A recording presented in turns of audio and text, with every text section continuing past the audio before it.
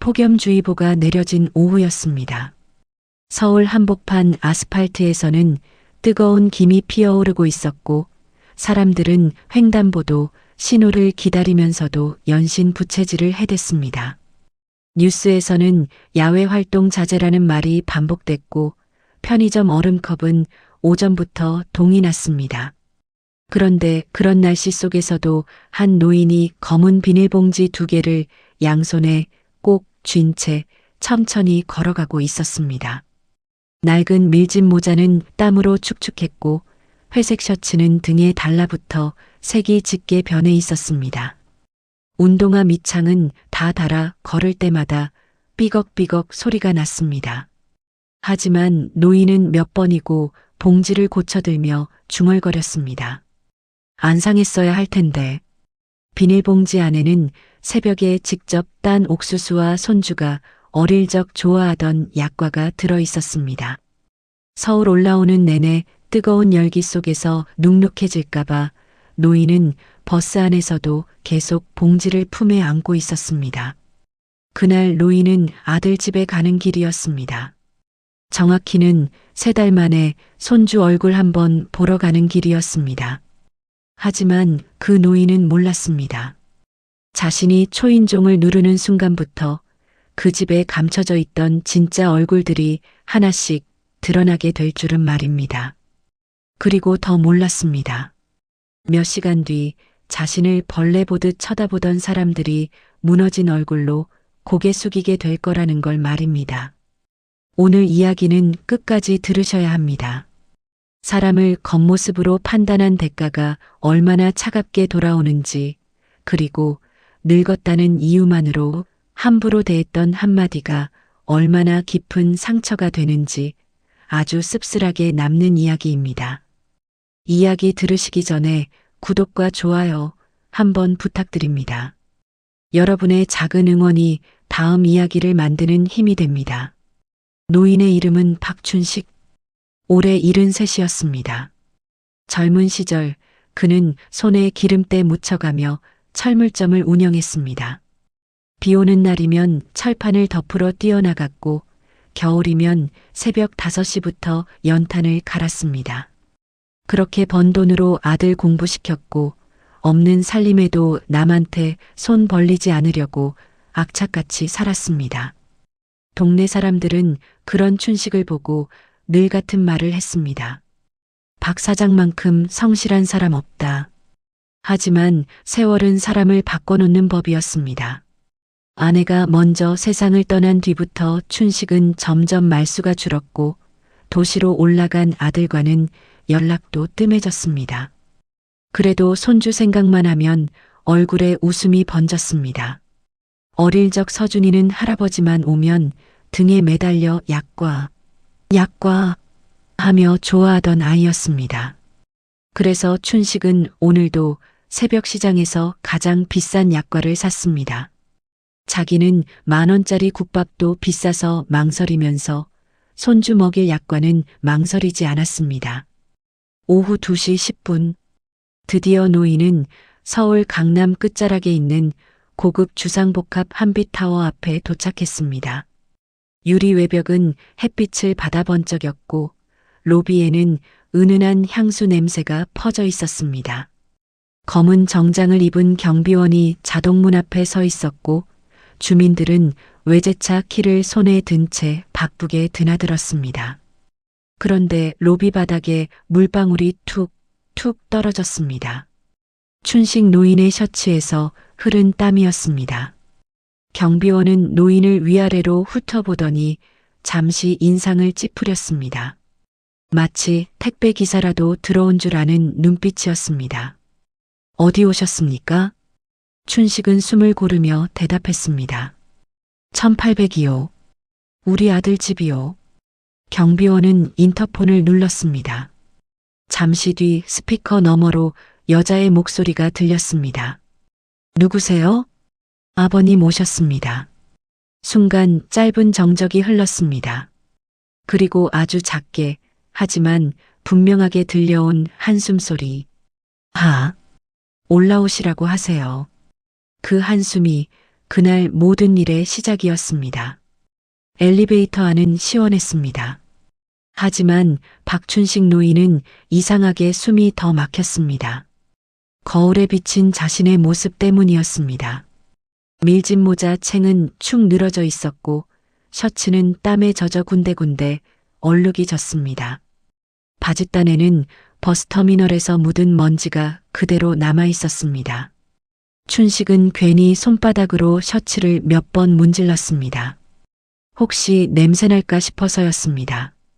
엘리베이터 숫자가 하나씩 올라갈 때마다 노인의 손은 비닐봉지를 더 꼭 쥐었습니다.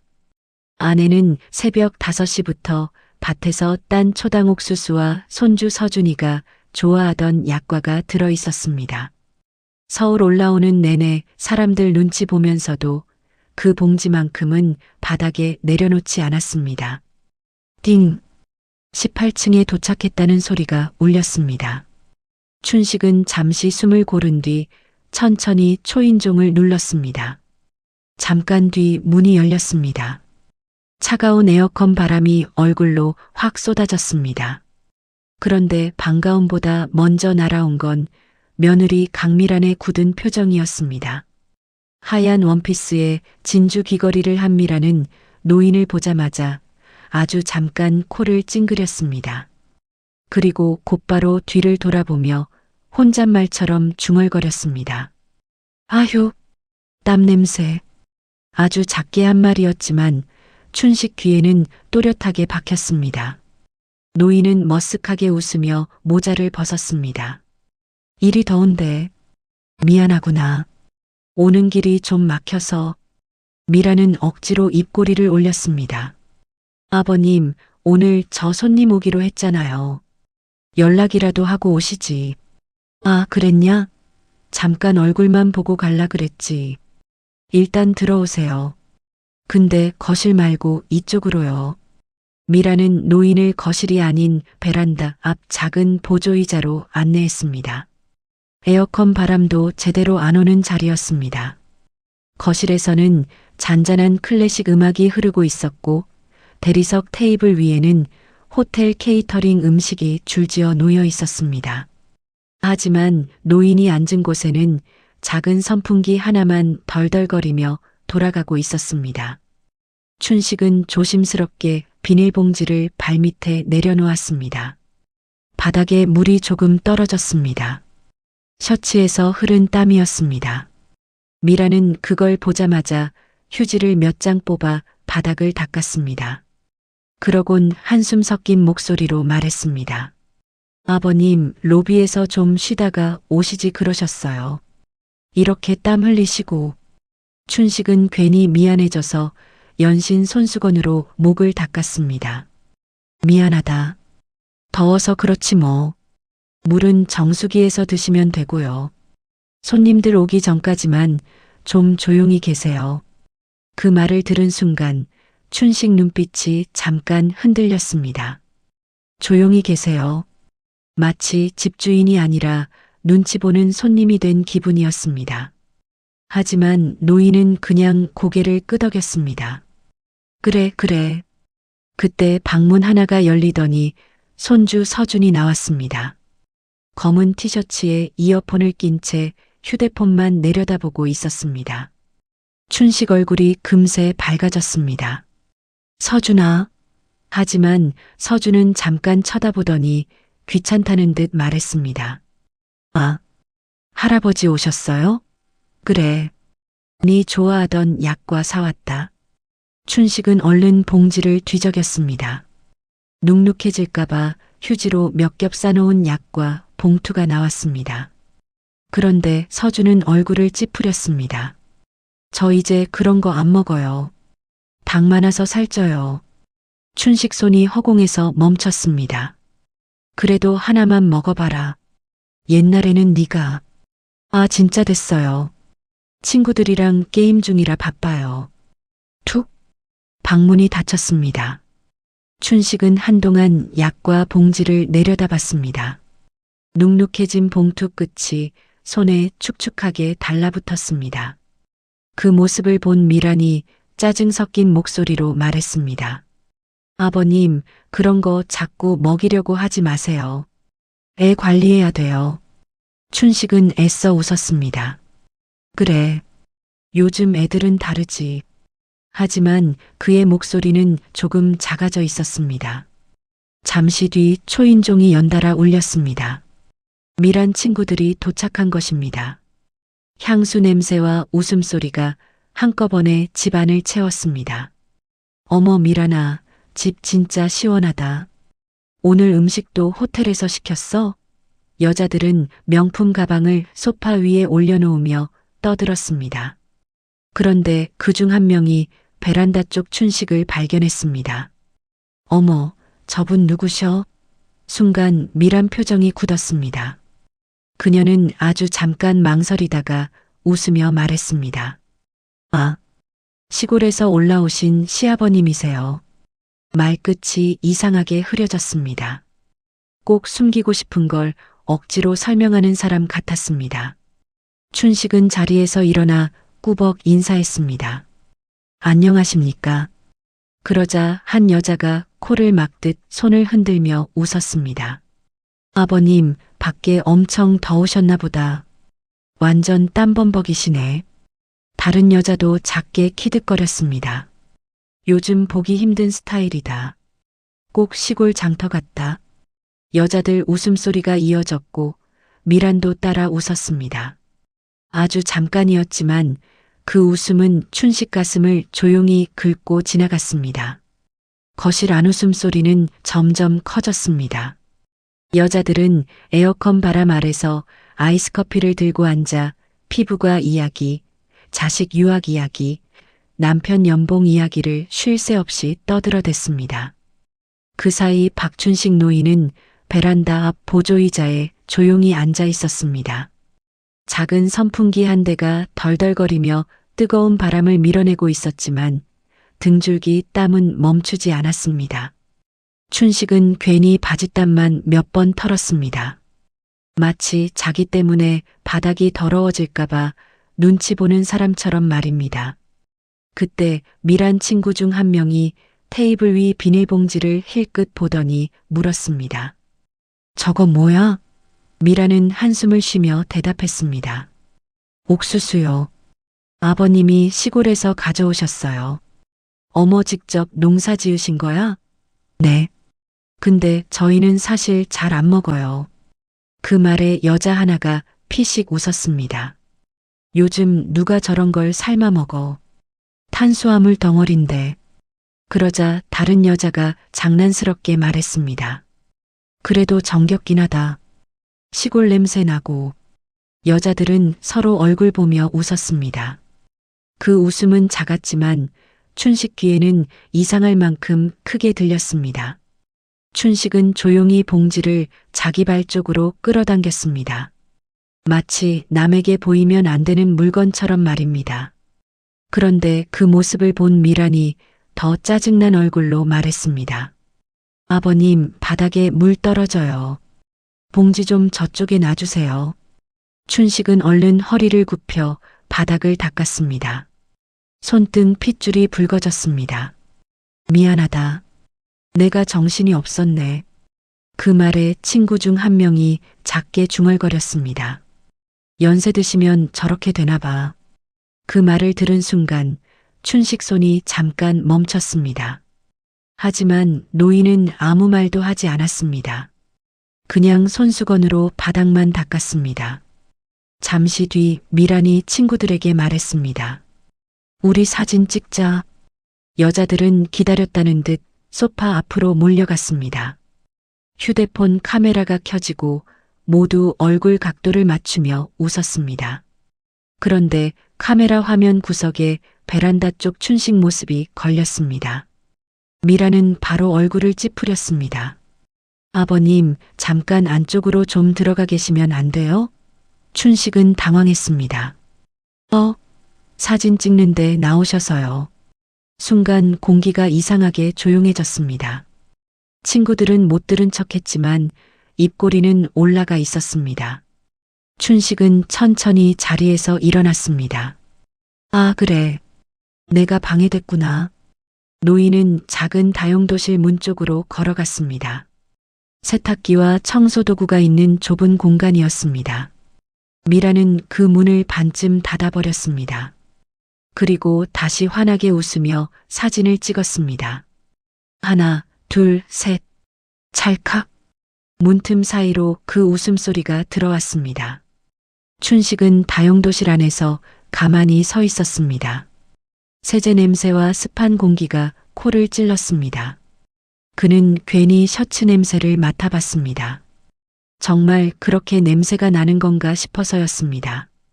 그 순간 갑자기 다용도실 문이 열렸습니다. 손주 서준이었습니다. 춘식 얼굴이 반가워졌습니다. 서준아. 그런데 서준은 짜증난 얼굴로 말했습니다. 할아버지, 엄마 친구들 오셨는데 여기 계시면 좀 그래요. 춘식은 잠깐 멍하니 손주를 바라봤습니다. 내가 창피하냐? 서준은 바로 대답하지 못했습니다. 하지만 그 침묵이 더 아팠습니다. 결국 서준은 작은 목소리로 말했습니다. 친구들이 볼 수도 있잖아요. 그 말에 춘식 입가가 아주 천천히 굳었습니다. 그래도 노인은 억지로 웃었습니다. 그래. 네 나이엔 그럴 수 있지. 그런데 바로 그때 밖에서 소란스러운 소리가 들렸습니다. 사모님, 사모님 계세요? 경비원이 다급하게 올라온 것이었습니다. 미라는 짜증난 얼굴로 현관문을 열었습니다. 왜요? 경비원 뒤에는 1층 카페 사장이 서 있었습니다. 젊은 남자였는데 얼굴이 잔뜩 굳어 있었습니다. 아버님이 카페 앞 화분 깨뜨리고 가셨습니다. 순간 거실 공기가 싸늘해졌습니다. 여자들은 서로 눈치를 받고 미란 얼굴은 순식간에 굳었습니다. 무슨 말씀이세요? 카페 사장은 한숨을 쉬며 말했습니다. 사람 피하다가 넘어뜨리셨답니다. 근데 그 화분 수입 제품이라 비쌉니다. 그 말을 듣자 미란이 획 돌아봤습니다. 아버님, 진짜예요? 춘식은 당황한 얼굴로 밖으로 나왔습니다. 내가 스친 건 맞는데 그렇게 크게 깨진 줄은. 카페 사장은 바로 말을 끊었습니다. 금 다 갔습니다. 그거 하나에 80만 원입니다. 80? 미란 얼굴이 하얗게 질렸습니다. 카페 사장은 춘식을 아래 위로 훑어보며 비웃듯 말했습니다. 솔직히 이런 분들 출입 좀 관리해야 됩니다. 건물 이미지가 있는데. 그 말에 여자들 표정도 묘하게 변했습니다. 아까까지 웃던 눈빛이 이제는 노인을 완전히 아래로 내려다보고 있었습니다. 춘식은 천천히 낡은 지갑을 꺼냈습니다. 안에는 10,000원짜리 몇 장과 접힌 버스표 하나뿐이었습니다. 그걸 본 카페 사장이 피식 웃었습니다. 보나 마나 돈도 없으실 텐데. 그 순간 미란이 결국 터졌습니다. 아버님, 진짜 왜 그러세요? 저 오늘 사람들 다 불러놨는데 왜 자꾸 이런 일 만드세요? 그녀 목소리가 거실 전체를 울렸습니다. 그리고 이어진 한마디는 그 자리에 있던 누구보다 춘식 가슴을 가장 깊게 찔렀습니다. 솔직히 말해서 저 너무 창피해요. 솔직히 말해서 저 너무 창피해요. 강미란의 그 말이 떨어진 순간 거실 안 공기가 얼어붙었습니다. 에어컨은 계속 돌아가고 있었지만 박춘식 노인 얼굴에는 땀이 더 흘렀습니다. 그는 잠시 입술을 달싹였지만 아무 말도 하지 못했습니다. 마치 가슴 어딘가를 망치로 얻어맞은 사람처럼 멍하니 서 있기만 했습니다. 카페 사장은 그런 춘식을 보며 한숨을 푹 쉬었습니다. 사모님도 난처하시겠네. 이런 사고는 바로 처리해 주셔야죠. 말끝마다 사람을 깔보는 기색이 묻어 있었습니다. 춘식은 천천히 고개를 숙였습니다. 미안하오. 내가 물어주겠소. 그러고는 낡은 지갑을 다시 열었습니다. 10,000원짜리 2장, 1,000원짜리 몇 장. 그것이 전부였습니다. 카페 사장은 코웃음을 쳤습니다. 그 돈으로요? 순간 여자들 얼굴에 난처한 웃음이 번졌습니다. 어떤 여자는 괜히 물컵만 만지작거렸고 어떤 여자는 휴대폰 화면을 보는 척했습니다. 하지만 아무도 노인 편은 들지 않았습니다. 그때 강미란이 신경질적으로 머리를 넘기며 말했습니다. 아버님, 그냥 가세요. 춘식은 천천히 고개를 들었습니다. 뭐, 오늘 저 손님들 다 와 계시잖아요. 괜히 더 시끄러워지기 전에 그냥 내려가세요. 화분값은 제가 처리할 테니까. 그 말은 배려가 아니었습니다. 사람들 앞에서 더 망신당하지 말고 사라지라는 뜻이었습니다. 춘식은 한참 며느리를 바라봤습니다. 며느리 얼굴에는 이미 짜증과 창피함이 뒤섞여 있었습니다. 노인은 아주 작은 목소리로 말했습니다. 그래, 내가 괜히 왔구나. 그러곤 바닥에 놓인 비닐봉지를 들었습니다. 그런데 그 순간 봉지 바닥이 젖어 있던 탓에 약과 봉지가 툭 떨어졌습니다. 눅눅해진 약과 몇 개가 바닥으로 굴렀습니다. 거실 카페 뒤에 진득한 조청이 묻었습니다. 아, 진짜. 미란이 결국 소리를 질렀습니다. 아버님, 제발 좀요. 춘식은 허리를 굽혀 약과를 주우려 했습니다. 하지만 허리가 굽은 노인은 한 번에 잘 내려가지지도 않았습니다. 손은 떨렸고 약과는 자꾸 미끄러졌습니다. 그런데 그 모습을 보던 여자 하나가 피식 웃었습니다. 어머, 그 웃음소리에 춘식 손이 멈췄습니다. 바로 그때 방문이 벌컥 열리며 서준이 나왔습니다. 이어폰을 목에 건 채 짜증 섞인 얼굴이었습니다. 엄마 시끄러워 죽겠네 진짜. 그런데 바닥에 떨어진 약과와 허리 굽힌 할아버지 모습이 눈에 들어왔습니다. 서준은 인상을 찌푸렸습니다. 할아버지 왜 자꾸 사고 쳐요? 그 말에 춘식 어깨가 움찔했습니다. 내가 일부러 그런 건 아니다. 근데 맨날 이런 식이잖아요. 순간 강미란이 거들었습니다. 그러니까 아버님은 왜 맨날 일을 이렇게 만드세요? 카페 사장은 기세를 탔습니다. 솔직히 이런 분들 출입 관리 좀 해야 됩니다. 오늘은 화분이지만 다음엔 사람 다칠 수도 있잖아요.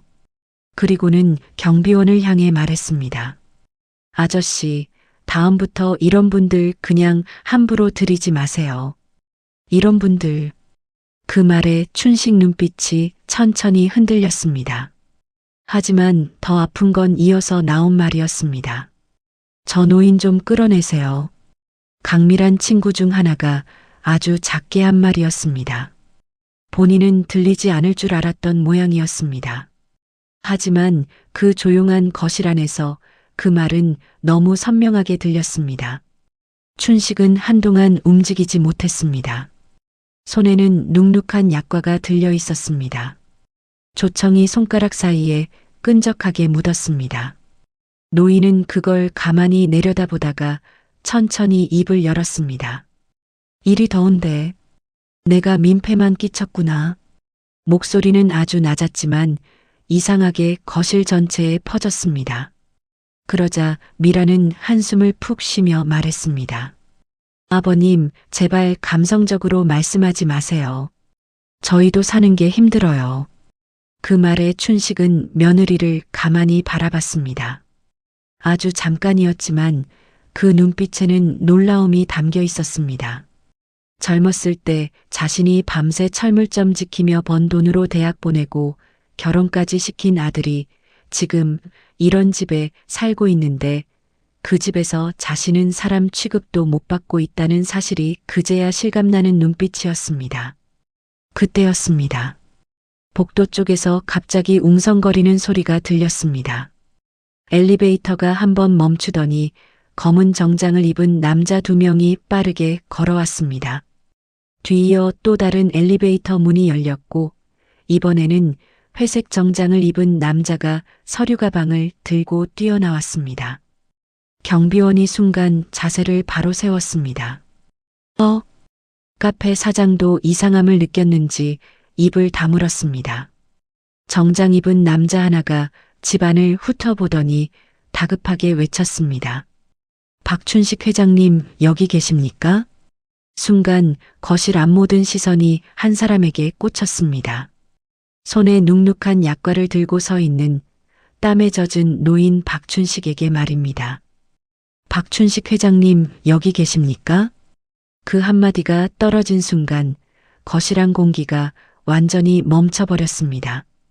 강밀한 친구들은 웃던 얼굴 그대로 굳었고 카페 사장은 눈만 빠르게 깜빡였습니다. 경비원은 자세를 바로 세운 채 당황한 얼굴로 노인과 정장 입은 남자를 번갈아 바라봤습니다. 그런데 가장 얼어붙은 사람은 강미란이었습니다. 그녀는 멍하니 입을 벌린 채 춘식을 바라봤습니다. 장님? 그 짧은 말조차 제대로 끝내지 못했습니다. 정장 입은 남자는 곧바로 춘식 앞으로 다가왔습니다. 넥타이까지 땀에 젖어 있을 만큼 급하게 뛰어온 모습이었습니다. 그는 허리를 깊게 숙였습니다. 회장님, 연락도 없이 올라오셔서 찾고 있었습니다. 관리실에서도 말씀 안 하시고. 그 모습을 본 카페 사장 얼굴에서 핏기가 싹 빠졌습니다. 조금 전까지 노인을 내려다보던 눈빛은 이미 사라지고 없었습니다. 춘식은 여전히 손에 약과를 들고 있었습니다. 눅눅해진 조청이 손가락에 들러붙어 있었습니다. 노인은 한동안 아무 말도 하지 않았습니다. 그러다 천천히 손에 든 약과를 내려다보며 말했습니다. 손주 준다고 가져왔는데 결국 바닥만 더럽혔네. 그 조용한 말에 서준 얼굴이 순간 굳었습니다.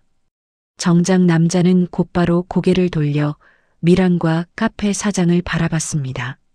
무슨 일이 있었습니까? 그 순간 아무도 쉽게 입을 열지 못했습니다. 아까까지 가장 큰 소리 치던 카페 사장이 먼저 억지 웃음을 지었습니다. 아이고 아닙니다. 작은 오해가 좀 있었던 겁니다. 그러곤 재빨리 허리를 숙였습니다. 회장님인 줄 모르고 제가 실례를. 춘식은 가만히 그를 바라봤습니다. 눈빛은 여전히 조용했지만 그 조용함이 더 무서웠습니다. 아까는 이런 사람들 건물 들어오면 안 된다 했지. 카페 사장은 입술이 파르르 떨렸습니다. 그게 제가 순간 춘식이 아주 천천히 웃었습니다. 사람을 옷 보고 판단하는 건 순간이 아니오. 평생 몸에 밴 버릇이지. 거실 안이 숨막히게 조용해졌습니다. 그때 회색 정장 남자가 서류 가방을 열며 말했습니다. 회장님, 지금 계약서 최종 결제 때문에 다들 기다리고 계십니다. 오늘 한빛타워 상가 전체 매각건 서명 들어가셔야 합니다. 그 말을 듣는 순간 강밀한 친구들 표정이 또 한 번 바뀌었습니다. 한빛타워 상가 전체. 그 건물 1층부터 지하 상가까지 모두 포함된 말이었습니다. 즉, 이 낡은 밀짚 모자를 쓴 노인이 이 건물의 실소유주 중 한 명이라는 뜻이었습니다. 강미라는 얼굴이 하얗게 질린 채 겨우 입을 열었습니다. 아버님, 그게 무슨 말씀이세요? 춘식은 잠시 며느리를 바라봤습니다. 그리고 아주 담담하게 말했습니다. 너희 아버님이 젊었을 때 철물점만 한 줄 알았냐? 미라는 아무 말도 하지 못했습니다. 춘식은 천천히 말을 이었습니다. 철물점 시작하기 전에 공사판도 오래 굴렀다. IMF 터졌을 때 남들 다 망한다고 손 털고 나갈 때 나는 땅 샀고 건물 올렸다. 근데 사람들 앞에서 자랑하고 다니는 게 싫어서 그냥 조용히 산 거다. 서준은 믿기지 않는 얼굴로 할아버지를 바라봤습니다. 자기 기억 속 할아버지는 늘 낡은 옷 입고 시골집에서 농사 짓는 평범한 노인이었습니다. 그런데 지금 정장 입은 사람들이 허리 숙이고 있는 모습은 너무 낯설었습니다. 바로 그때 회색 정장 남자가 조심스럽게 다시 입을 열었습니다. 그리고 회장님, 박도윤 부장님 관련해서도 보고 드릴 게 있습니다. 순간 강밀한 얼굴이 굳었습니다. 춘식은 천천히 시선을 돌렸습니다. 도윤이? 네. 최근 회장님 명의 담보 서류 사용건 때문에 법무팀 검토 들어갔습니다. 그 말에 밀한 숨이 턱 막혔습니다. 잠깐만요. 그건... 하지만 변호사는 말을 멈추지 않았습니다. 회장님 도장과 인감증명서가 사용됐는데 본인 확인 절차가 누락된 부분이 발견됐습니다. 그 순간 현관문이 벌컥 열렸습니다. 아버지, 박도윤이 숨을 헐떡이며 들어왔습니다. 얼굴은 땀으로 젖어 있었고 넥타이도 삐뚤어져 있었습니다. 회사에서 연락받고 급히 뛰어온 것이 분명했습니다. 그런데 도윤은 거실 분위기를 보자마자 얼굴이 새하얗게 질렸습니다. 정장 입은 남자들, 굳어있는 아내, 그리고 가운데 서 있는 아버지. 모든 상황을 단번에 알아챈 얼굴이었습니다. 춘식은 아들을 가만히 바라봤습니다. 아주 긴 침묵이 흘렀습니다. 그리고 낮고 조용한 목소리로 물었습니다. 내 이름으로 또 빚 만들려 했냐? 그 한마디에 도윤 무릎이 툭 꺾였습니다. 거실 바닥에 무릎을 꿇은 도윤은 끝내 고개를 들지 못했습니다. 아버지, 한 번만 막으면 되는 일이었습니다. 회사 자금이 잠깐 꼬여서... 그래서 아버지 이름을 훔쳐? 춘식 목소리는 크지 않았습니다. 그런데 이상하게 더 아팠습니다. 도윤은 떨리는 목소리로 말했습니다. 죄송합니다. 강미란도 다급하게 끼어들었습니다. 아버님, 다 서준이 미래 때문이었어요. 유학도 보내야 하고. 그런데 그 순간 춘식이 처음으로 며느리 말을 끊었습니다. 서준이 미래? 그리고 천천히 손주를 바라봤습니다.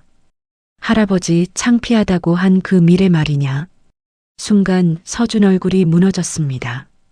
할아버지 창피하다고 한 그 미래 말이냐? 박춘식의 그 한마디가 떨어진 순간 거실안 공기가 무겁게 가라앉았습니다. 서준은 얼굴이 하얗게 질린 채 아무 말도 하지 못했습니다. 조금 전까지만 해도 이어폰을 목에 걸고 짜증 섞인 표정을 짓던 22살 청년은 온데간데 없었습니다.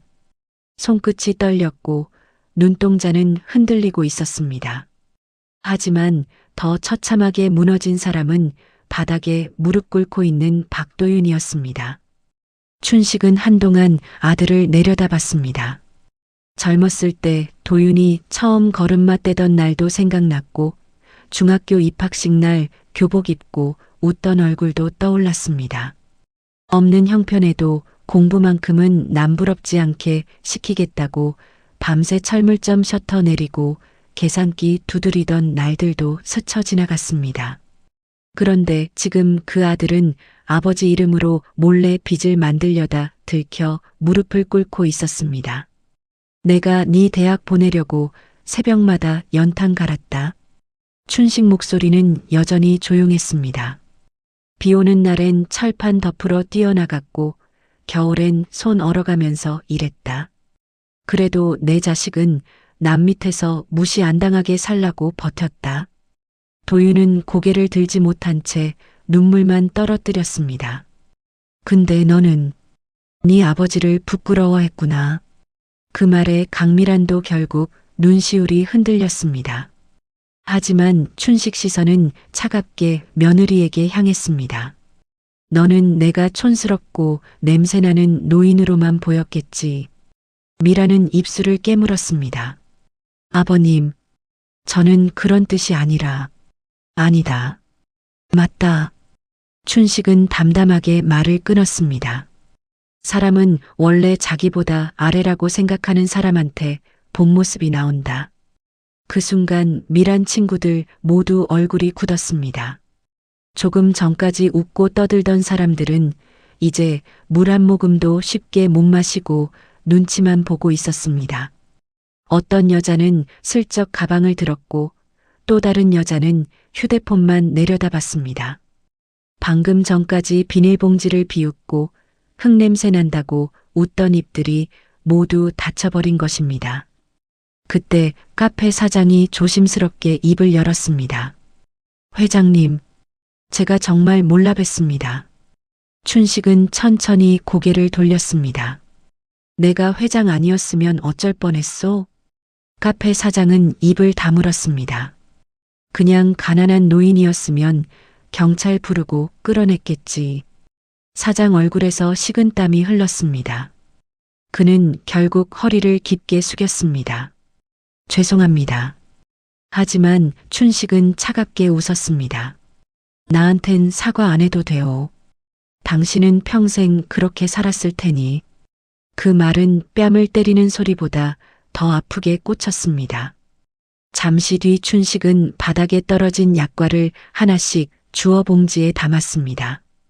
거실은 너무 조용해서 비닐봉지 바스락거리는 소리까지 들릴 정도였습니다. 노인은 마지막 약과 하나를 주워 담고 천천히 자리에서 일어났습니다. 오늘은 간다. 강미란이 다급하게 말했습니다. 아버님, 잠깐만요. 하지만 춘식은 돌아보지 않았습니다. 더 있다간 내가 더 초라해질 것 같구나. 그 말에 서준 얼굴이 무너졌습니다. 할아버지. 서준이 처음으로 떨리는 목소리로 불렀지만 춘식은 대답하지 않았습니다. 그냥 낡은 밀짚 모자를 다시 눌러 썼습니다. 그때 변호사가 조심스럽게 따라 나서며 말했습니다. 회장님, 차 준비됐습니다. 복도 창밖으로 검은 세단 여러 대가 보였습니다. 운전기사들이 이미 대기 중이었습니다. 강미란 친구들은 창밖을 보고 완전히 얼어붙었습니다. 조금 전까지 땀냄새 난다며 눈살 찌푸리던 노인을 검은 양복 입은 사람들이 허리 숙여 모시고 있는 장면이 믿기지 않았습니다. 춘식은 현관 앞에서 잠시 멈췄습니다. 그리고 아주 천천히 뒤돌아 집안을 바라봤습니다. 며느리 강미란, 무릎 꿇은 아들 박도윤, 그리고 얼굴이 창백해진 손주 서준. 춘식은 한참 말이 없었습니다. 그러다 아주 작은 목소리로 말했습니다. 돈 없을 때 무시받는 건 참을 수 있었다. 거실 안누구도 숨소리조차 내지 못했습니다. 근데 자식한테 사람 취급 못 받는 건 참 힘들더라. 그 한마디에 서준 눈에서 결국 눈물이 떨어졌습니다. 문이 닫혔습니다. 철컥. 그 소리가 이상하게도 크게 울렸습니다. 한동안 아무도 움직이지 못했습니다. 가장 먼저 무너진 건 강미란이었습니다. 그녀는 힘없이 소파에 주저앉았습니다. 손끝이 떨리고 있었습니다. 아까까지 친구들 앞에서 체면 챙기느라 날카롭게 굴던 모습은 이미 사라졌습니다. 그런데 더 끔찍한 건 그 다음이었습니다. 띠링. 미란 휴대폰 알림이 울렸습니다. 단체 채팅방이었습니다. 오늘 갑자기 일이 생겨서 먼저 갈게. 나도 애 데리러 가봐야 해서. 다음에 보자. 메시지가 연달아 올라왔습니다. 조금 전까지 웃고 떠들던 친구들이 하나둘 빠져나가고 있었습니다. 미라는 멍하니 휴대폰만 바라봤습니다. 그리고 그 순간 처음으로 깨달았습니다. 자기가 지키려 했던 체면이라는 게 얼마나 얇고 초라한 건지.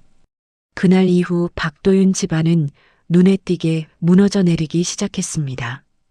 가장 먼저 소문이 퍼졌습니다. 한빛타워 사람들 사이에서는 이미 그날 일이 입에서 입으로 옮겨지고 있었습니다. 며느리가 시아버지 망신 줬다더라. 그 노인이 건물주였다며? 아들이 아버지 명의로 돈까지 빌리려 했다던데?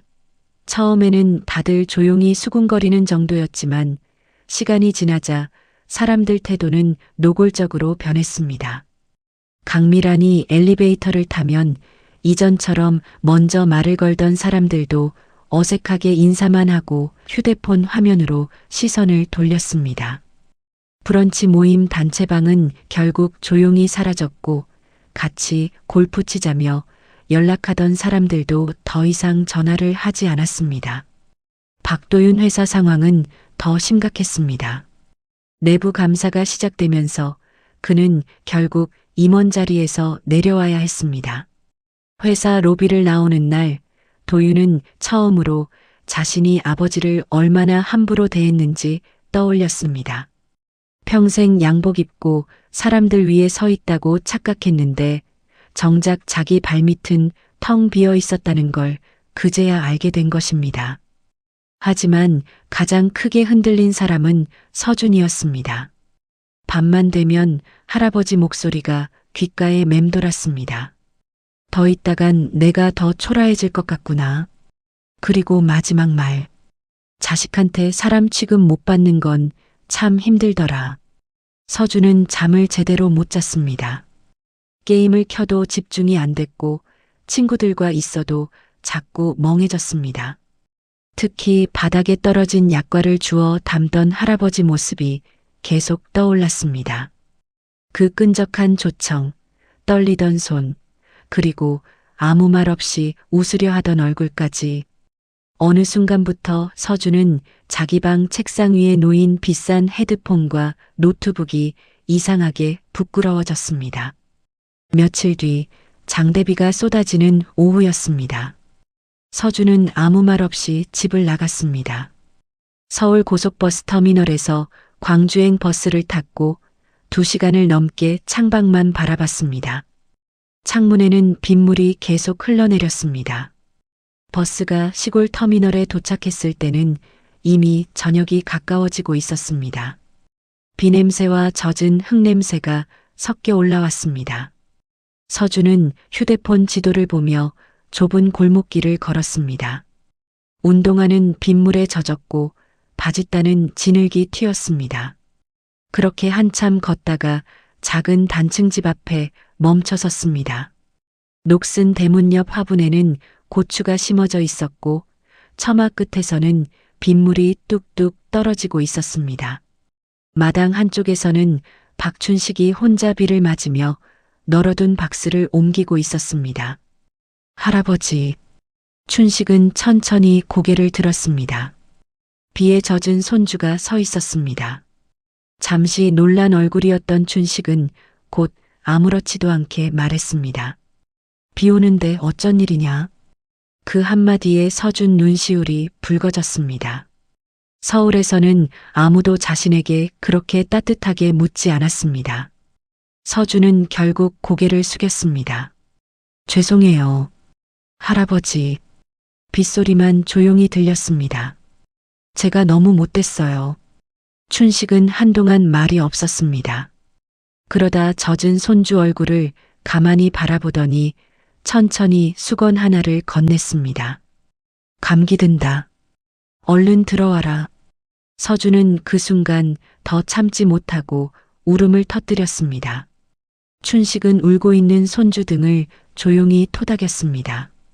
마치 아주 어릴 적 넘어져 무릎 까졌던 손주를 달래주던 것처럼 말입니다. 잠시 뒤 두 사람은 작은 방 안에 마주 앉았습니다. 선풍기 한 대가 덜덜거리며 돌아가고 있었고 식탁 위에는 김치와 된장찌개가 놓여 있었습니다. 서준은 집안을 둘러보다가 벽 한쪽에서 오래된 액자를 발견했습니다. 놀랍게도 그 안에는 장학증서 사진들이 빼곡하게 들어 있었습니다. 이거 뭐예요? 춘식은 된장찌개를 시키며 대답했습니다. 옛날부터 형편 어려운 애들 조금씩 도와줬다.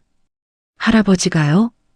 돈은 있다 없어지는 거지만 사람 하나 살리는 건 오래 남더라. 서준은 액자를 멍하니 바라봤습니다. 그 순간 깨달았습니다. 자기가 창피하다고 생각했던 할아버지가 사실은 자기보다 훨씬 큰 사람이었다는 걸. 계절은 어느새 여름을 지나고 있었습니다. 그렇게 뜨겁던 햇빛도 조금씩 누그러졌고 저녁 바람에는 가을 냄새가 섞여 들어오기 시작했습니다. 하지만 박춘식 노인에게는 그 여름이 오래 남아 있었습니다. 땀에 젖은 셔츠, 바닥에 떨어진 약과 그리고 창피하다는 말까지. 사람은 나이가 들면 기억이 흐려진다고들 하지만 이상하게 상처는 오래 남는 법이었습니다. 그날 이후 서준은 자주 광주로 내려갔습니다. 처음에는 미안함 때문이었습니다. 하지만 시간이 지나자 이유가 달라졌습니다. 할아버지 옆에 있으면 마음이 조용해졌기 때문입니다. 서울에서는 늘 누군가와 비교당했고 더 좋은 학교, 더 좋은 차, 더 비싼 옷 이야기가 끊이지 않았습니다. 그런데 시골집 마당에서는 그런 게 하나도 중요하지 않았습니다. 새벽이면 할아버지는 평상에 앉아 수박을 잘랐고 저녁이면 선풍기 바람 맞으며 동네 사람들 이야기를 했습니다. 그리고 이상하게도 그 시간이 서준에게는 처음 느껴보는 편안함이었습니다. 어느 날이었습니다. 서준은 우연히 창고 한쪽에 쌓인 오래된 상자들을 정리하다가 낡은 공책 하나를 발견했습니다. 펼쳐보니 이름과 금액이 빼곡하게 적혀 있었습니다.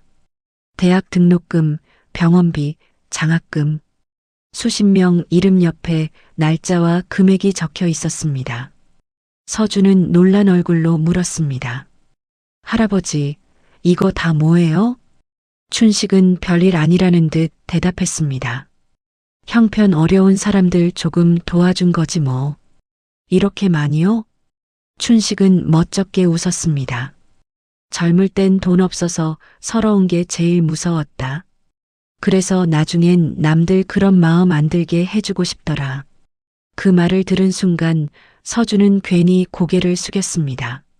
자기는 비싼 운동화 하나 사달라고 투정 부리며 살았는데 할아버지는 평생 다른 사람들 자존심 안 다치게 도우며 살았다는 사실이 너무 부끄러웠습니다. 서울에서도 조금씩 변화가 시작되고 있었습니다. 박도윤은 결국 아버지 밑에서 다시 일하기 시작했습니다. 처음엔 사람들이 수군거렸습니다. 임원까지 하던 사람이 왜 저러냐고. 하지만 도윤은 아무 말 없이 일했습니다. 폐자재를 나르고 공사장 먼지를 뒤집어 쓰고 새벽부터 현장을 돌았습니다. 손바닥에는 다시 굳은 살이 박였습니다. 그리고 어느 날 퇴근길 도윤은 문득 아버지 손이 왜 그렇게 거칠었는지 처음 이해하게 됐습니다. 강미란도 달라졌습니다. 처음에는 잃어버린 체면이 더 괴로웠습니다. 하지만 시간이 지나자 더 아픈 게 남았습니다. 자신이 사람을 돈과 겉모습으로만 봤다는 사실이었습니다. 어느 날 미라는 혼자 광주 집을 찾아갔습니다. 예전 같으면 절대 못 들어갔을 좁은 골목길을 한참 망설이며 걸었습니다. 그리고 대문 앞에서 한동안 서 있기만 했습니다. 그때 안에서 춘식 목소리가 들렸습니다. 밖에 더운데 왜 거기 서 있냐? 들어와라. 그 한마디에 미란 눈물이 터졌습니다. 혼날 줄 알았습니다. 차갑게 돌아설 줄 알았습니다. 그런데 노인은 여전히 자기 걱정부터 하고 있었습니다. 사람이 정말 무서운 건 돈이 많아서도 높은 자리에 있어서도 아니었습니다. 끝까지 사람답게 사는 사람이 가장 무서운 법이었습니다. 몇 년 뒤 서준은 유학 대신 사회복지 공부를 시작했습니다. 주변 사람들은 의아해했습니다. 갑자기 왜? 하지만 서준은 웃기만 했습니다. 누구에게도 말하지 않았지만 그 이유는 단 하나였습니다. 자기가 가장 부끄러웠던 날 끝까지 자신을 미워하지 않았던 한 사람 때문이었습니다. 어느 여름 저녁 서준은 평상에 앉아 할아버지와 수박을 먹고 있었습니다. 매미 소리가 길게 울리고 있었고 선풍기 바람은 느릿하게 돌아가고 있었습니다. 서준이 조용히 물었습니다. 할아버지, 그날 정말 많이 속상했어요? 춘식은 한동안 말이 없었습니다. 그러다 아주 천천히 웃으며 말했습니다. 속상했지. 근데 사람 마음도 날씨 같더라. 더위 먹으면 다들 자기밖에 안 보인다. 그리고 잠시 뒤 아주 조용히 덧붙였습니다. 그래도 끝까지 사람다우면 된다. 세상은 여전히 사람을 겉모습으로 판단합니다. 낡은 옷을 입었다고 무시하고 가진 게 없어 보인다고 함부로 대합니다. 하지만 시간이 지나고 나면 결국 남는 건 하나뿐입니다. 누군가를 어떻게 대했는가? 그게 사람의 진짜 얼굴이 됩니다.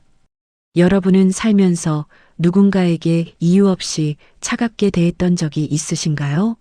아니면 반대로 초라하다는 이유로 마음 다쳐본 적이 있으신가요?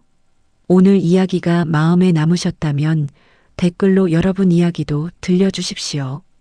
누군가에게는 그 말 한마디가 오래된 상처를 덜어주는 위로가 될지도 모릅니다.